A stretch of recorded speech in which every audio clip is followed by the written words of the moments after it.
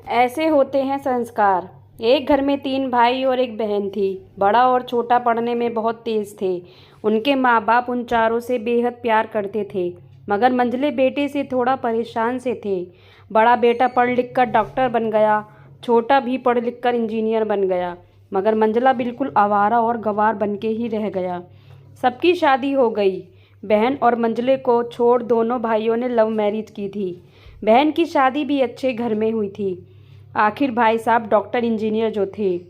अब मंझले को कोई लड़की नहीं मिल रही थी। बाप भी परेशान, माँ भी। बहन जब भी मायके आती सबसे पहले छोटे भाई और बड़े भैया से मिलती, मगर मंझले से कम ही मिलती, क्योंकि वह ना तो कुछ दे सकता था और ना ही वह जल्दी घर पर मिलता था। वैसे वह दिहाड़ी मजदूरी करता था। पढ़ नहीं सका तो नौकरी कौन देता। मंझले की शादी किए बिना बाप गुजर गए।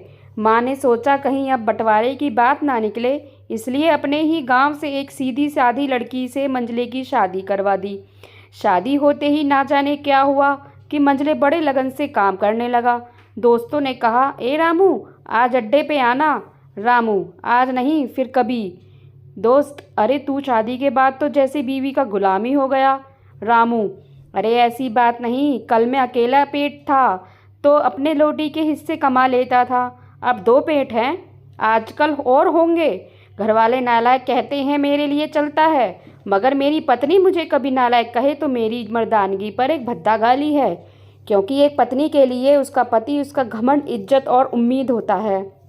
उसके घरवाले ने भी तो मुझ पर भरोसा करके ही तो अपनी बेटी दी होगी, फिर उनका भरोसा कैसे तोड़ सकता हूँ।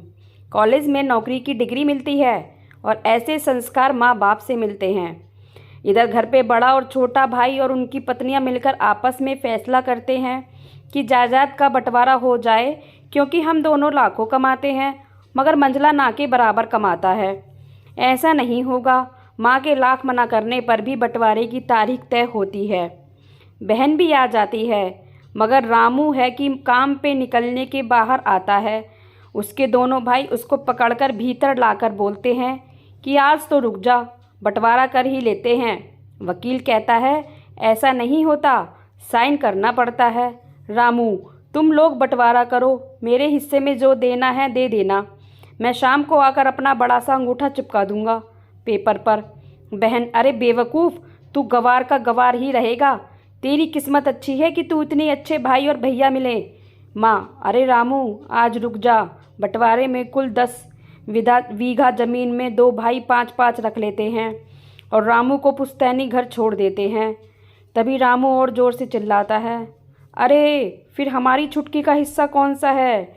दोनों भाई हंसकर बोलते हैं, अरे मूर्ख, बंटवारा भाइयों में होता है और बहन के हिस्से में सिर्फ उसका मायका ही है। रामू, ओह, शायद पढ़ा लिखा ना होना भी मूर्खता ही है। ठीक है, आप दोनों ऐसा करो, मेरे हिस्से की वसीयत मेरी बहन छुटकी के नाम कर दो। दोनों भाई चकित होकर बोलते हैं, और तू। रामू माँ की ओर देखरेख मुस्कुराकर बोलता है, मेरे हिस्से में माँ है। फिर अपनी बीवी की ओर देखकर बोलता है मुस्कुरा के, क्यों नंदिनी जी, क्या मैंने गलत कहा। नंदिनी अपनी सास से लिपटकर कहती है, इससे बड़ी वसीयत क्या होगी मेरे लिए कि मुझे माँ जैसी सासू मिली और बाप जैसा ख्याल रखने वाला पति। बस यही शब्द थे जो बंटवारे को सन्नाटा में बदल दिया। बहन दौड़कर अपने गवार भैया से गले लगकर रोते हुए कहती है, मुझे माफ़ कर दो भैया, मुझे, क्योंकि मैं समझ ना सकी आपको। रामू, इस घर में तेरा भी उतना ही अधिकार है जितना हम सभी का। बहुओं को जलाने की हिम्मत किसी में नहीं, मगर फिर भी जलाई जाती हैं, क्योंकि शादी के बाद हर भाई हर बाप उसे पराया समझने लगते हैं। मगर मेरे लिए तुम बहुत अजीज़ हो, चाहे पास रहो या दूर। माँ का चुनाव इसलिए किया ताकि तुम सब हमेशा मुझे याद आओ, क्योंकि ये वही कोख है जहाँ हमने साथ साथ 9 महीने गुजारे। माँ के साथ तुम्हारी यादों को भी मैं रख रहा हूँ। दोनों भाई दौड़कर मंझले से गले मिलकर रोते रोते कहते हैं, आज तो तू सचमुच का बाबा लग रहा है। सबकी पलकों पे पानी ही पानी। सब एक साथ फिर से रहने लगते हैं। दोस्तों, उम्मीद करती हूँ कि यह कहानी आपको पसंद आई होगी। अगर पसंद आई हो तो कृपया लाइक और सब्सक्राइब करना ना भूलें। धन्यवाद।